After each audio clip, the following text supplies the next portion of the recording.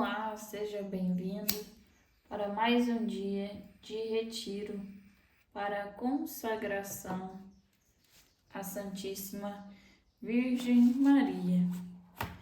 Hoje nós estamos no 19º dia. Oração contemplativa.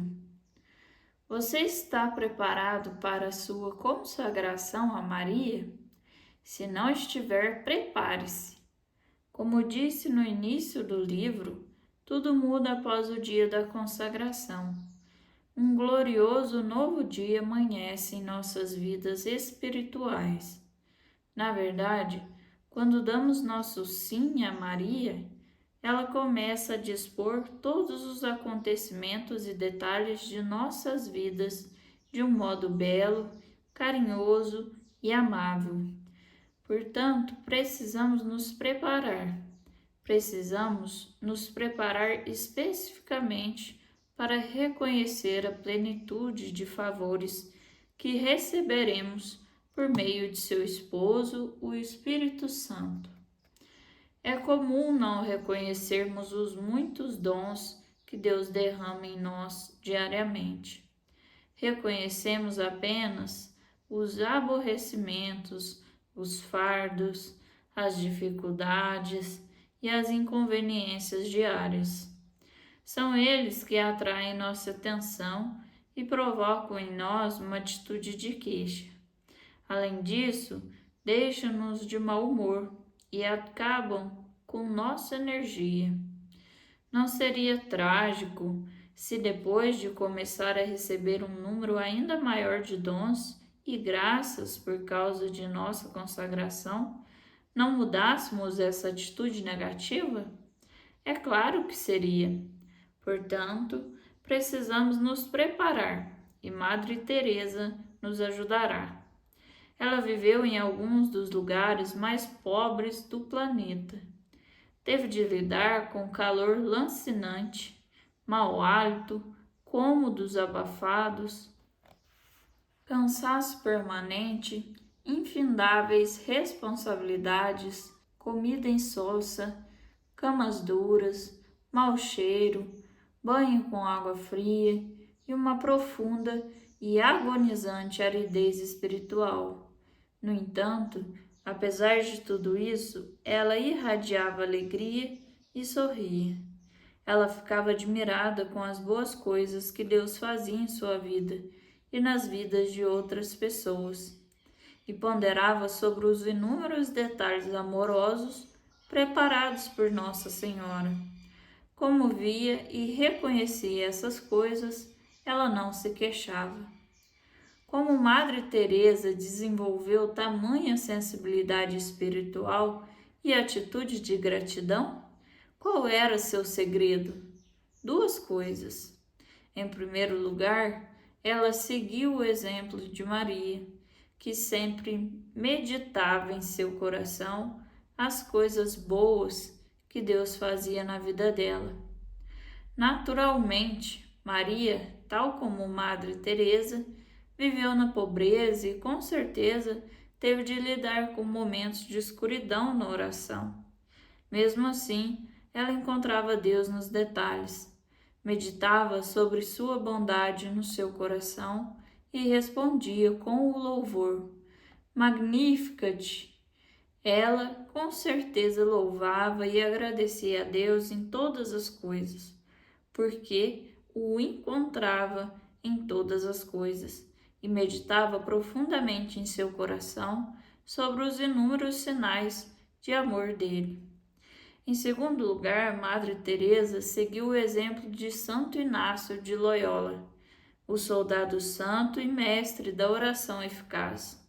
Especificamente, ela vivia o método do exame de consciência diário, desenvolvido por Santo Inácio, por meio do qual a pessoa revisa suas ações no fim do dia, na presença do Senhor. Ao contrário do que as pessoas costumam pensar do exame, não se trata de uma simples lista de pecados. Na verdade, Santo Inácio leva as pessoas a usarem a maior parte do tempo para refletir sobre as bênçãos recebidas ao longo do dia, não sobre os pecados.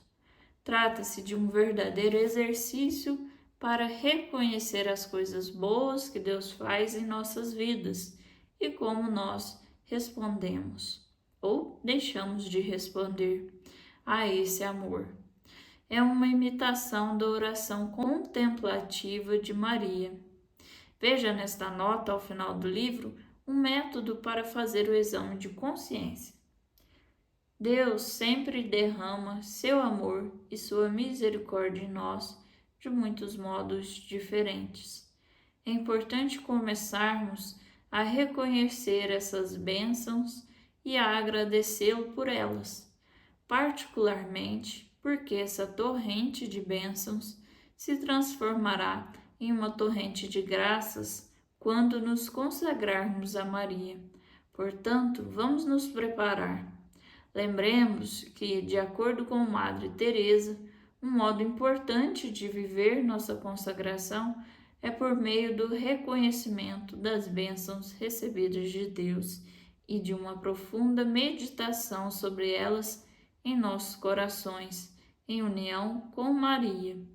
Essa oração meditativa nos leva a louvar e a agradecer, e o louvor e o agradecimento nos inflamam com o amor divino. Oração de hoje. Vinde, Espírito Santo, que viveis em Maria. Ajudai-me a reconhecer e a meditar em meu coração sobre todo o bem que fazeis por mim. Amém. Eu vou ler agora o método que o livro nos dá, como indicou aqui ao final desse livro, para a gente fazer o exame de consciência. Então, nós vamos aqui nas notas ler como fazer esse exame. O exame de consciência deveria ser feito em algum momento no final do dia. A maioria das pessoas faz o exame um pouco antes de se deitarem. Basicamente, trata-se de uma revisão mental das cerca de 16 horas anteriores de lucidez. Portanto, algumas pessoas preferem chamar o exame de consciência de exame da lucidez. Para fazer o exame, primeiramente temos de nos colocar na presença de Deus. Em outras palavras, temos de iniciar conscientes de que este é um momento de oração, não apenas um exercício mental. Fazer o sinal da cruz com devoção é suficiente para que nos lembremos disso. Em seguida, temos apenas de memorizar uma palavra, B-I-C-A-R, bicar. Temos também de saber o que significa cada letra dessa palavra. B se refere a bênçãos. De acordo com Santo Inácio, este é o mais importante dos 5 pontos. Aqui, nós apenas revisamos nosso dia. Reconhecemos as diversas bênçãos que Deus nos deu no decorrer dele e então o louvamos e agradecemos por essas bênçãos. Por exemplo, talvez tenha ocorrido uma excelente conversa com alguém na hora do almoço.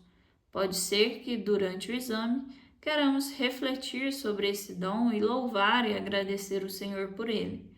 Naturalmente, não precisamos refletir sobre cada uma das bênçãos recebidas ao longo do dia, pois isso levaria muito tempo.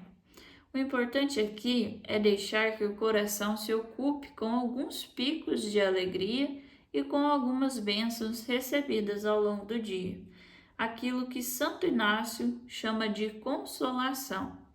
Mais uma coisa, não podemos nos esquecer de agradecer a Deus pelas cruzes do dia, que também são bênçãos.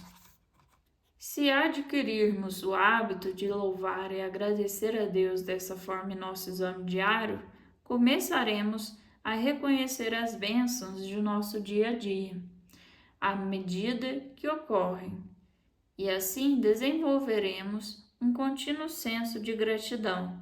Em outras palavras, nosso louvor e agradecimento não ocorrerão apenas quando fizermos o exame, mas serão constantes ao longo de todo o dia. Além disso, quando Deus vir nosso esforço para reconhecer suas bênçãos e agradecê-lo por elas, enviará ainda mais bênçãos. E se refere a implorar. Embora já tenhamos nos colocado na presença de Deus no início do exame, neste momento temos de implorar uma graça especial do Espírito Santo, a graça de reconhecer nossos pecados. Sem a ajuda do Espírito Santo, não conseguiremos enxergar nossa pecaminosidade. Por isso, quando chegarmos ao segundo ponto, teremos de implorar o Espírito Santo para nos ajudar a reconhecer nossa pecaminosidade, o que nos leva ao próximo ponto. C. Se refere a crucificar. Por que crucificar? Porque Jesus foi crucificado por causa de nossos pecados. Neste terceiro ponto, temos de refletir sobre nossa pecaminosidade e também sobre nossas fraquezas e apegos. Portanto, mais uma vez, pensamos em nossas horas de lucidez ao longo do dia. Neste momento, porém, não observamos os picos, mas os vales, que Santo Inácio chamava de desolação. Em outras palavras, prestamos atenção nos momentos do dia em que nos sentimos mal? Talvez por causa do pecado de outrem, talvez por alguém nos disse algo indelicado. Ok, perdoamos essas pessoas? Se o fizemos, muito bem. Se não o fizemos, o exame é um bom momento para tratar disso. Ora, continuemos nossa reflexão. Eis outro momento em que nos sentimos mal, durante a tarde, no trabalho, ao lado do refrigerador de água. Por que nos sentimos mal naquele momento? Ah, sim, obrigado, Espírito Santo. Foi quando tratamos João de modo grosseiro. Vejamos, houve mais alguma coisa?